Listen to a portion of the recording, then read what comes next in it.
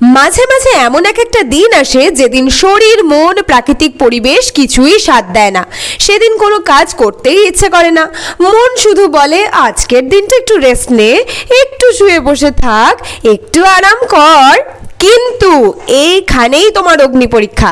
সেদিন যদি তুমি মনের কথা শুনে শুয়ে বসে কাটিয়ে দাও, শরীরকে একটু আরাম দাও, ব্যাস সেদিন থেকে মাঝে মধ্যেই তোমার ওই শুয়ে বসে থাকতে ইচ্ছে করবে। আজকের কাজ কাল করব বলে কাজ পিছোতে থাকবে। মোদ্দা কথা হলো তুমি একটা আস্ত ল্যাতখোর হয়ে যাবে। ভয় নেই, আমি বলে দিচ্ছি কিভাবে একটা দিন রেস্টও নেবে আবার ল্যাতখোরও হবে না। শোনো, তোমায় বেছে নিতে হবে তুলনামূলক সহজ কাজ। ধরো এই দিন আমার একদম কাজ করতে ইচ্ছে করছিল না, শরীরটাও খুব খারাপ ছিল, সাথে জমেছিল এত কাজ। সেই দিন আমি পান পাতা আর পিঁড়ির কলকার কাজগুলো স্থগিত রেখে ভার্নিশিং এর কাজগুলো করছিলাম। এই ছিল একটা অপৈতে ভাতের থালি সেট, যেটা ছিল ফুললি কাস্টমাইজড। ছেলের থালায় করেছিলাম আয়রন ম্যান এবং তার বোনের থালায় এলসা।